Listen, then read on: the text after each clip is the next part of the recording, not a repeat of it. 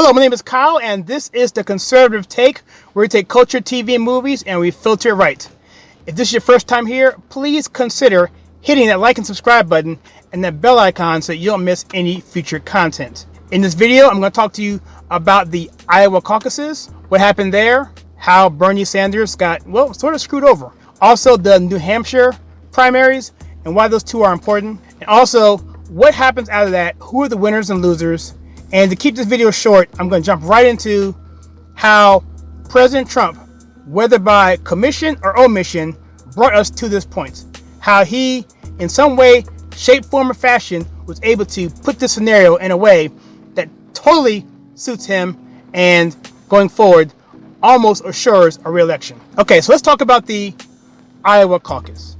For those who don't know, a caucus is simply a party-led convention where the party controls the entire arena, the entire process, and basically people go into a room essentially and they pool together and talk to each other, and then they vote amongst themselves, and they have various rounds of voting, and as people vote they drop off the least people, and then you get bigger pools, and then ultimately you have a final result. Well, that result came out to Pete Buttigieg of Indiana. He ended up beating, well, I say that reluctantly, beating Bernie Sanders in the Iowa caucus. And there's some debate there with the application, the phone app that was used to tabulate the voting. And we're not going to get into any of that. However, Bernie came in second. And ultimately, Buttigieg came out of that with the big winner. Okay, so he gets some delegates and Bernie Sanders gets some delegates. And simply what that means is a delegate is an individual who's going to go to the convention this summer and vote for that candidate. Now, there's different rules behind that, but that's essentially what it is. A delegate is a person. And so the Iowa caucuses ended up being Buttigieg number 1 and Bernie Sanders number 2. And so that was good for Pete and also for Bernie. And so the New Hampshire primary, we just wrapped up this past Tuesday. Well, Bernie Sanders was a strong favorite because he won, I think, by 26% in 2016. And so that put him at a serious advantage. But this time, he didn't win by nearly that amount. Buttigieg came in second, and I think Klobuchar came in third. Distant fourth and fifth, whatever, was Biden, a few other people downstream. Biden had an abysmal New Hampshire primary. Abysmal. In fact, to the point where prior to the vote, he actually packed his campaign and went down to South Carolina, which is the next major primary. So here's the deal. And I'm going to get into a little bit about what's happening with Bernie. I'm going to segue into that a little bit in a second here. But ultimately, Bernie Sanders really is in the driver's seat. Now we have another person out here named Bloomberg, who's also running and putting ads in just about everything you can think of. I think I ate my cereal this morning and looked at the back of my box and saw a Bloomberg ad in the back of my cereal box. He's everywhere. He's spending tons of money. He's got tons of infrastructure around the country, and that's what he's banking on as he go beyond the initial caucus and primary and into Super Tuesday 1, Super Tuesday 2, and so forth. So he's looking to rack up delegates down the line, but we'll get into that in a second. So right now, Pete Buttigieg is basically saying, I'm the front runner when he really isn't, because with Bernie Sanders getting what he did in Iowa and in combination with New Hampshire, puts him absolutely in the driver's seat, considering where he stands in South Carolina, in Nevada, and the other states around the country. So here's the deal. Bernie Sanders in 2016, after he lost the nomination to Hillary Clinton, he forced the DNC to change the rules, and I'm not too particular on how those play out, but essentially it plays out that it makes it more evenly distributed amongst the delegates. So it's going to be very difficult now for the Democrats to have a primary-focused winner going into the convention. Typically, you want to see a person capture the amount of delegates required to get the nomination prior to going into the convention. That way, it's just a formality, okay? However, if you don't have the majority of the votes or delegates to win the nomination, well, then you have what we call a brokered convention. And that can be really, really testy, okay? President Trump actually got Manafort in there in 2016 because he was such a good job at managing the politics behind the scenes, which is why he was brought on to run the campaign at that point. Because you need someone who is savvy enough to go behind the scenes, make deals, all kinds of stuff to get that nomination. If you go back to the election of 1860, I know it's a long time ago, Abraham Lincoln won through a brokered convention, I think on the third ballot, where he was going into it, maybe the fourth candidate going in. But because of slavery and other issues, they didn't like Seward, they didn't like Chase, they didn't like, I forget the other person, and they ended up going with Lincoln as a compromise. So what I'm thinking is going to happen here now is there's two essential options the Democrats have. And a lot of this has to do with Bernie Sanders and their disdain for him. There's a video I did this past week called Why the Democrats Don't Want Bernie Sanders, or Why Trump Supporters Should Root for Bernie Sanders. That video is about 8 minutes long. Check it out. It'll give you the detail as to why the Democrats really are nervous about him being the nominee, and why I think in these two scenarios, the first scenario is the least likely, because the first scenario is Bernie Sanders running the table, getting enough delegates to go into the convention and win. But because of his own rules, the way the delegates are distributed more equally per primary and caucus, he may not win out. Because in some states, particularly in the GOP, the Republican conventions and primaries, they have what we call winner take all. So if you win the popular vote, you get all the delegates. And so every state's different, and the party, remember, the party runs their own show. It's their party. They can nominate who they want. Okay, so within the rules and the bylaws, which is bound by law and stuff, but outside of that, fundamentally, a party can pick whomever they want. Okay, so two scenarios. One scenario is this: Bernie Sanders runs the table, gets the delegates, goes to convention, and is declared the nominee. There'll probably be some brokering there and there, but that's what could happen. Watch that video and you'll see why I don't believe that first scenario is even possible. Okay, and so second scenario is this, and this sounds crazy, but because of that video and what's in that video, the Democrats need to have a person in there who's middle of the road, who's not Joe Biden. Okay, see, Joe Biden is out.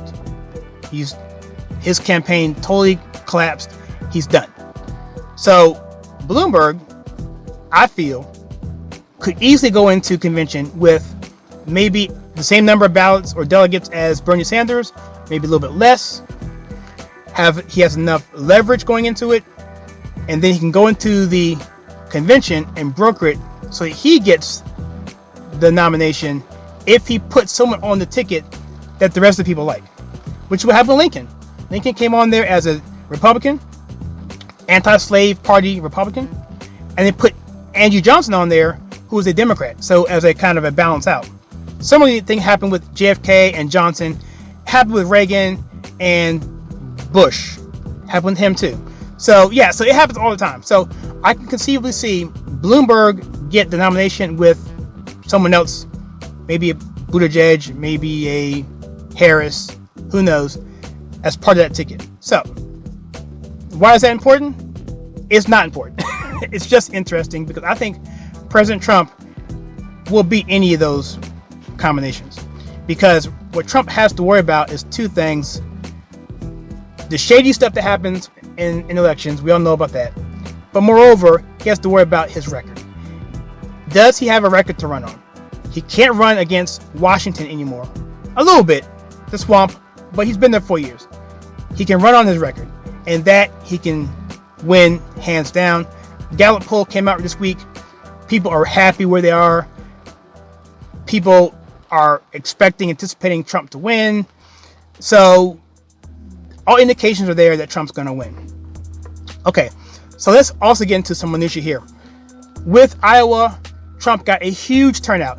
He didn't have any competition there, yet he won by a huge margin, and people showed up regardless of whether he was the eventual nominee or not. That shows enthusiasm, which you can't measure on polling. Okay. New Hampshire, President Trump got, I believe, 126,000 votes, a record, nearly tripled Obama's re-election bid, higher than Reagan's re-election bid in New Hampshire, higher than Clinton's re-election bid in New Hampshire, bigger than George W. Bush's re-election bid in New Hampshire.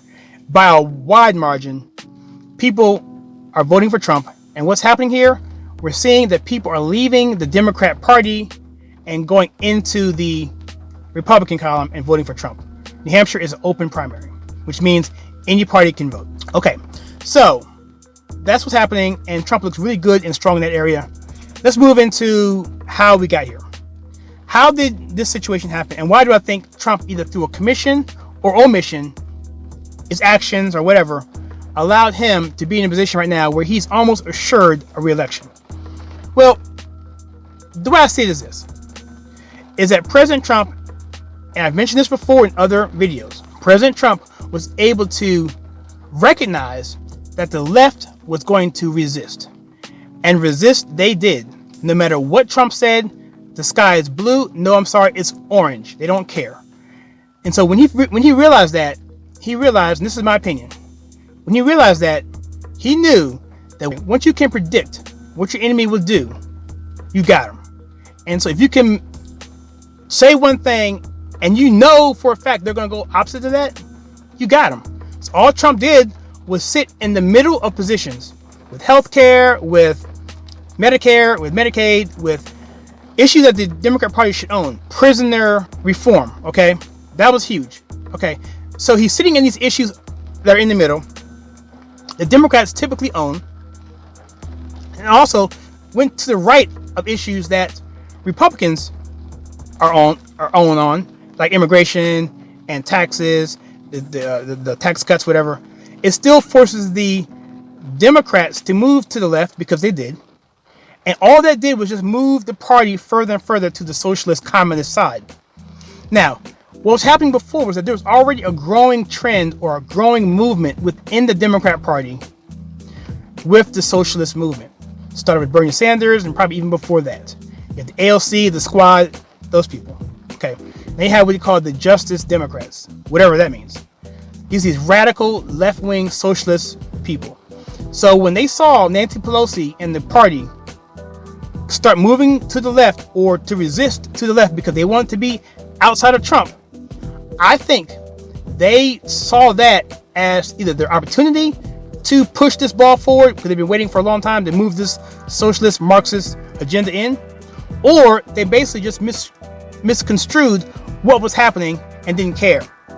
And the Democrats in the leadership, like Pelosi and Schumer and those guys, didn't recognize it and didn't have any way to control that, because that small base within their party, maybe a third, is very vocal, they're very active, and the media, unfortunately, is pushing that narrative as well. So, what happens?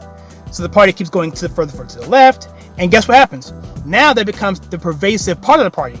Now, Pelosi loses control of the party, so now you have the Squad and ALC running the show, at least behind the scenes, and Pelosi, as we see by impeachment, she was pushed into that, whether she wanted to or not. She may have wanted to, but she didn't have to.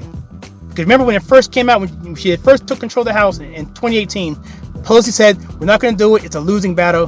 But she ended up shifting that position into going into full impeachment, because in part, the ALC Squad, the so-called Justice Democrats, forced them to do so. So what happens now? Trump says, you know what? Boom. So that's where you stand. Now, what candidate are you going to put forward? Joe Biden? I don't think so. Number one, he's a bad candidate, but that's not where the party sits. And so by them pushing a Joe Biden because of his ties with Obama and all that, they really pushed a further wedge in between the ALC camp and the, I say moderate, it's not even really moderate, I guess it's like less than socialist communist Democrats. Those people versus the super radicalized communist Democrats apart. So when Biden fell, now Bernie Sanders is able to move into that position. And so Trump knows that there's no way that he can lose an election on a global scale to Bernie Sanders. Check out that video, because the American people are just not there yet. It's starting with the indoctrination camps and colleges. They want to move there in 10, 15 years. But right now, the country is not quite there yet, but it's moving in that direction. So right now, the AOC squad, the so-called Justice Democrats, are going to push this ball forward so that they can seize the day and hopefully win in 2020. All in all, Trump initiating the resistance, triggering them, forcing them more and more to the left, taking the center positions, meaning the independents now are looking to Trump, moderate Democrats looking to Trump, traditional blue dog Democrats who didn't vote for Trump in 2016 are now moving to Trump, which now we see what's happening in the polling numbers and everything else, especially in the key battleground states. And so with that, what are your thoughts on that? What do you think? Do you think I missed anything there? Did I misspeak? Comment below and let me know. If you like the content of this video and things I do here on this channel, please hit the like and subscribe button and that bell icon so you don't miss any future content. And as always, please check out some content that I have right here.